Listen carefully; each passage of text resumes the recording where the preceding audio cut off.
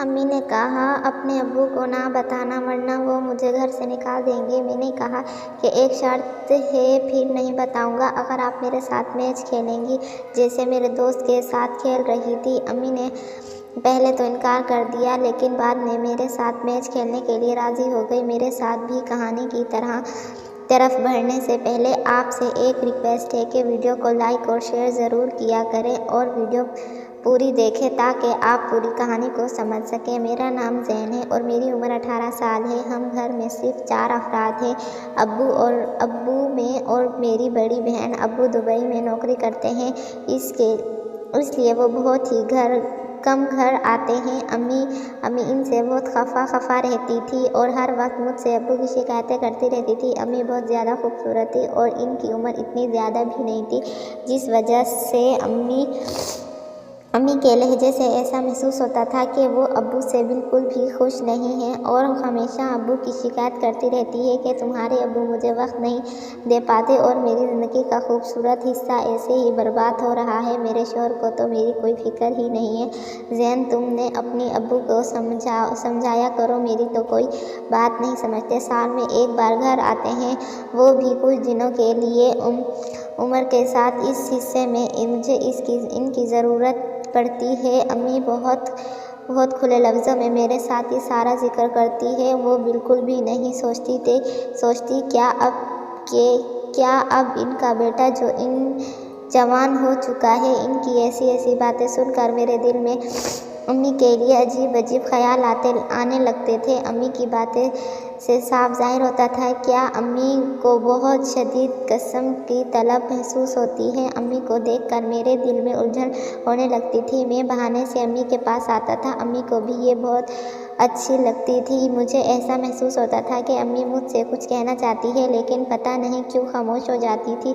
میرا ایک دوست تھا، وہ اپنی بہن کے ساتھ میچ کھیلا کرتا تھا۔ اس کے گھر کا بھی یہی مسئلہ تھا۔ وہ بھی اکثر مجھے بتایا کرتا تھا کہ اس کی بہن کا شوہر باہر رہتا ہے، جس وجہ سے وہ اپنی بہن کی ضروریات پوری کرتا ہے تاکہ اس کی بہن کسی اور کے ساتھ دوستی کر کے میچ نہ کھیلنے لگ جائے، جس سے ان کی بدنامی ہو جائے گی۔ میں اپنی بہن کا خیال رکھتا تھا اس طرح گھر کی بات گھر میں ہی دب جاتی، جس سے میرا دوست خوش ہو جاتا اور اس کی بہن بھی اس سے بہت زیادہ خوش رہتی۔ وہ اکثر مجھ سے اپنی اور اپنی بہن کی باتیں شیئر کیا کرتا تھا تو مجھے بھی خیال آتا کہ میری امی کا بھی یہی مسئلہ ہے، کیوں نہ میں اپنی امی کا یہ مسئلہ دور کر دوں اور ان کی طلب کو بھی پورا کر دوں۔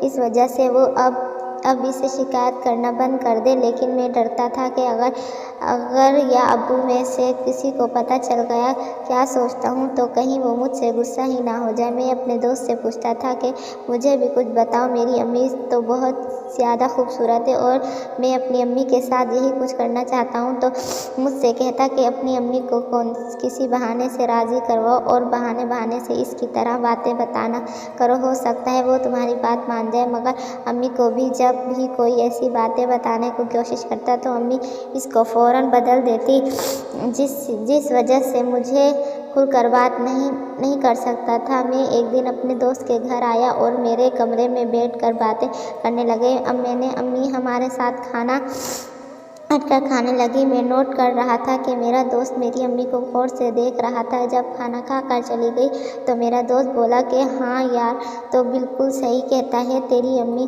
تو واقعی بہت خوبصورت ہے۔ مجھے پتہ نہیں چلا تھا کہ کب میری امی اس کو غور سے دیکھنے لگی۔ تھوڑی دیر بعد امی نے کہا بیٹا جاؤ برف لے آؤ، پانی ٹھنڈا کرنا ہے، ہماری فریج خراب تھا اس لیے میں برف لینے کے لیے چلا گیا۔ ایسے ہی دن گزرنے لگے۔ میرا دوست اکثر میرے گھر آ جاتا تھا اور اپنی امی مجھے برف کے بہانے باہر بھیج دیتی۔ میرا دوست میرے کمرے میں بیٹھا رہتا تھا اور امی کی باتیں مان کر برف لینے چلا جاتا تھا۔